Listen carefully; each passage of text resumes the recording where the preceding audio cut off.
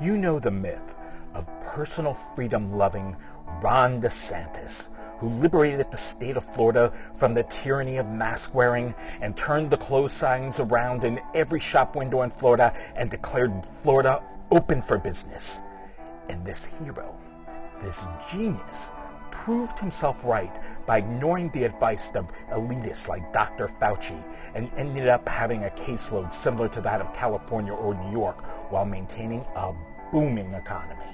So let's take a look at Ron DeSantis' pandemic response and see what the infection case rates look like, what policies were actually enacted, and what impact the pandemic had on Florida businesses.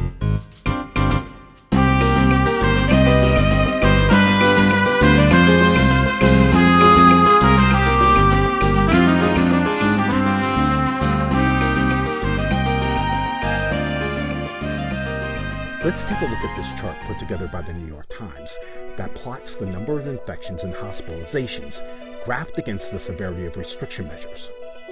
The rates are tracked through November, after which containment protocols were widely ignored, creating a surge after the holidays. If we divide the graph into quadrants, you can see that there's a definite correlation between lax containment measures and both infection rates and hospitalizations. None of the states with stricter containment measures had more than 100 infections per 100,000 people, whereas only the states with more lax measures had case counts of more than 100 infections per 100,000. Most of the states had similar containment measures, and there's only a handful of states that stand out on either side as being more lax or more restrictive. The three states with by far and away the highest case counts have the least restrictive mandates, which was particularly bad considering the low population density in these states. But you can see that Florida is an outlier. Florida had a similar statewide approach as the Dakotas, but only a fraction of the case count. DeSantis' approach was a disaster in other states. So why didn't Florida have the caseload of other states who had similar policies? Here's the answer. There are things that gave Florida some wind at its back from the very beginning. Undoubtedly, Florida's climate had a major role in allowing people to recreate and dine outside, while states with colder climates tended to stay indoors. Outside of the South Florida metropolitan area, Florida cities don't have the population density of New York or California. New York City and Los Angeles more than likely would have had the highest infection rates in the country, no matter what measures were put into place. But this is the biggest factor that the rest of the media is missing. As much as DeSantis ranted about government overreach and keeping Florida's businesses open, Florida had nearly the identical containment protocols as the rest of the country. That graph only showed the statewide policies, but not the ones imposed by counties and municipalities or by private businesses.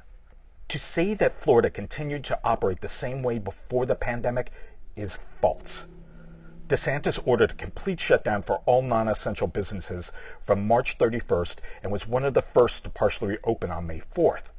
But retail was restricted to 25% of capacity and restaurants were open for outdoor dining only.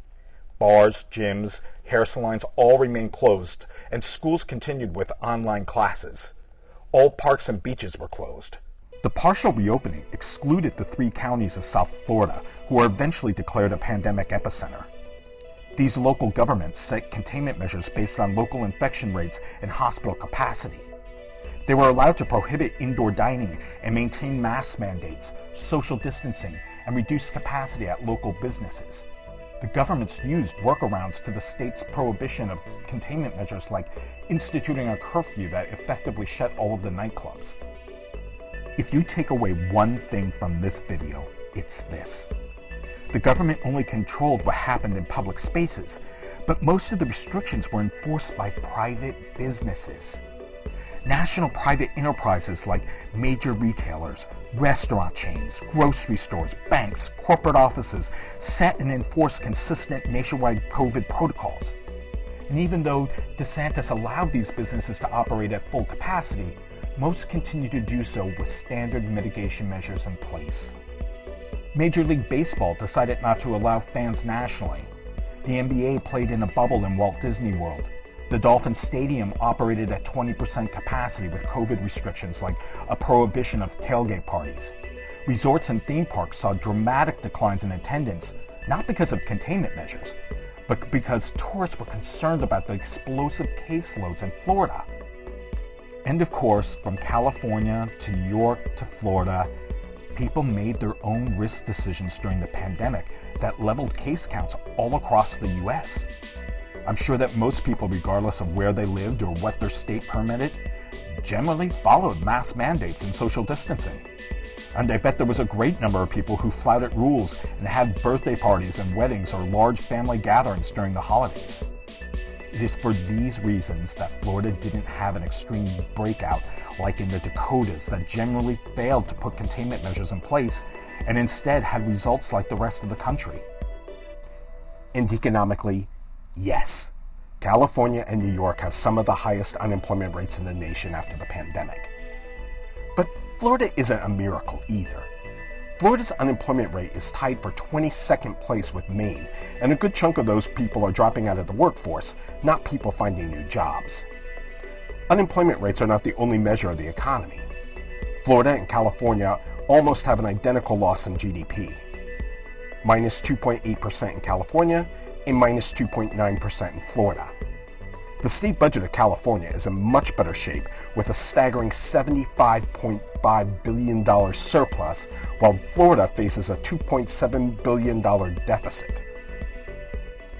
Even though the containment and economic results of Desantis' handling of the pandemic were mediocre, the one thing that Ron DeSantis handled with great expertise was the politics. Florida's weather, local government's response, private business containment protocols, and individual responsibility all gave DeSantis the political cover to create a false narrative of prioritizing personal liberty and economic growth over the tyranny of collective action. Forget refusing to issue a statewide mask mandate. Anyone remember DeSantis promoting a right to party law that would have protected college students from discipline, from violating pandemic policies on attending large parties? The WWF exemption for Vince McMahon? DeSantis has painted a picture of a rugged capitalist who championed private business against the weak socialist elites who hid in their homes, clutching their masks, submitting to whatever the oppressive government tells them. The story is clearly resonating with the Trump base of the Republican Party, and it has catapulted him to rising political stardom. The politics of lockdowns are nearly impossible. Damned if you do, damned if you don't. Lockdowns are particularly politically fraught, even if they yield good health outcomes. Take a look at the disastrous political performance of Gavin Newsom. His messaging was wonky and focused on following the advice of experts without giving Californians much inspiration to stay the course. Open for business plays much better than one day the pain will stop. And oh yeah, this. Newsom is catching some heat for attending a birthday party at this famed Napa Valley restaurant, a type of gathering his own administration has warned against.